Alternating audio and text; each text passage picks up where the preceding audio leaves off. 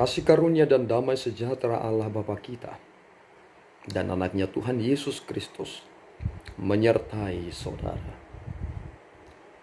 Amin. Shalom saudaraku yang terkasih di dalam nama Tuhan Yesus Kristus.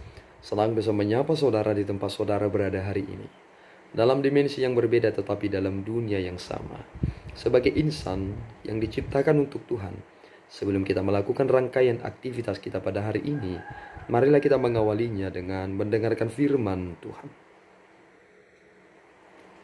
Firman Tuhan untuk kita pada hari ini tertulis dalam kitab Matius pasal yang kelima ayatnya yang ke-46. Demikian pembacaan firman Tuhan.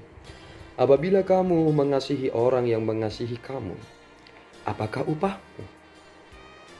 Bukankah pemungut cukai juga berbuat demikian? Demikian pembacaan firman Tuhan. Saudaraku yang terkasih di dalam nama Tuhan Yesus Kristus, mengapa kita harus belajar kasih dari Yesus Kristus?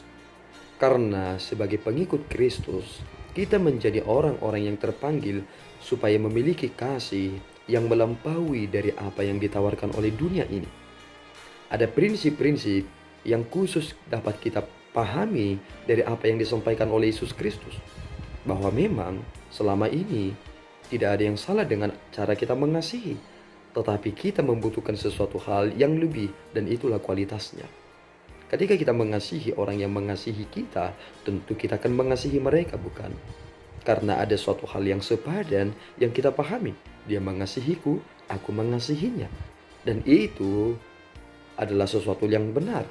Tetapi ketika kita mendengarkan ayat harian pada saat ini, baru sesuatu hal mulai menggugah perasaan kita. Tentu ketika aku mengasihi mereka yang mengasihi aku tidak mendapatkan upah di sana. Dan tidak ada yang istimewa. Itu seperti sesuatu hal dalam pemahaman balas jasa. Dia melakukan yang baik, aku melakukan yang baik.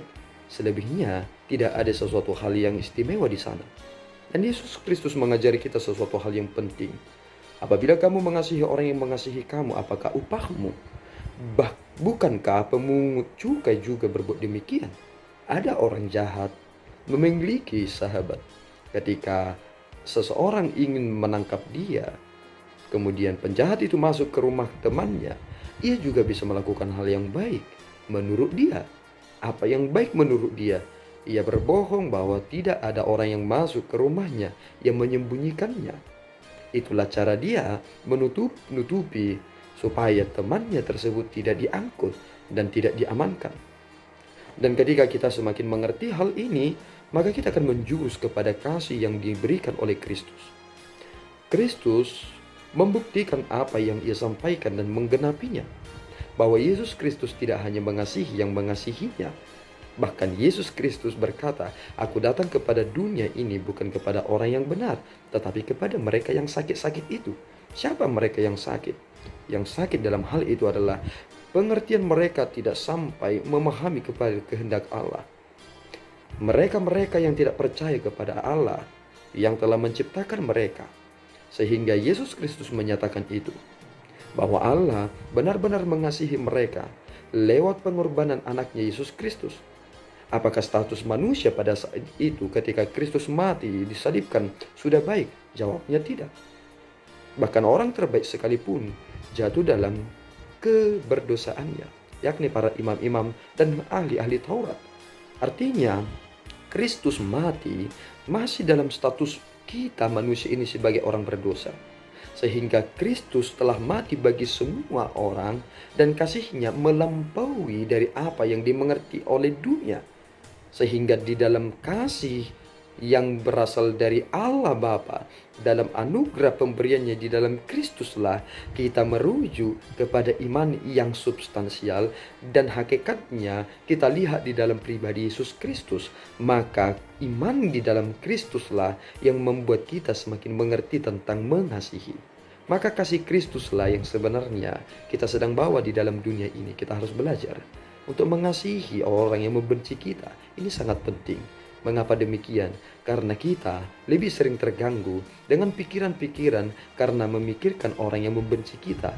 Kita sulit sekali untuk konsentrasi dengan kehidupan kita saat ini karena kita masih memiliki kebencian kepada mereka. Kita harus belajar dari apa yang telah diberikan oleh Yesus Kristus, bahwa mengasihi itu adalah bagian dari pengorbanan. Kita mengorbankan segala sesuatunya ketika mengasihi orang yang membenci kita. Dan inilah yang terpenting, dan inilah kualitas keberimanan kita. Mari tunduk dalam apa yang telah Yesus Kristus nyatakan itu. Kita harus meminta Roh Kudus menuntun kita supaya kita dapat mengasihi seperti Kristus telah mengasihi kita. Amin, kita berdoa. Ya Tuhan, kami bersyukur atas berkat-Mu. Terima kasih Bapa atas firman yang kami dengarkan hari ini, bahwa keistimewaan dari mengasihi itu adalah seperti Engkau telah mengasihi kami di dalam Kristus. Kami adalah orang berdosa. Engkau mengasihi kami supaya kami beroleh hidup yang kekal. Izinkanlah kami ya Tuhan memiliki kasih yang sama seperti Kristus, sehingga kami dapat mengerti panggilan kami di dunia ini, sehingga dunia ini menjadi dunia yang lebih baik karena kami memberikan kualitas iman dalam hidup kami yang sesungguhnya. Ajarlah kami ya Tuhan untuk dapat mengasihi sebagaimana Engkau menuntut itu dari kami yang telah Engkau selamatkan ini. Dalam Yesus kami berdoa dan mengucap syukur. Anugerah Tuhan kita Yesus Kristus, kasih setia Allah Bapa, dan persekutuan Roh Kudus menyertai saudara. Amin. Tuhan Yesus memberkati.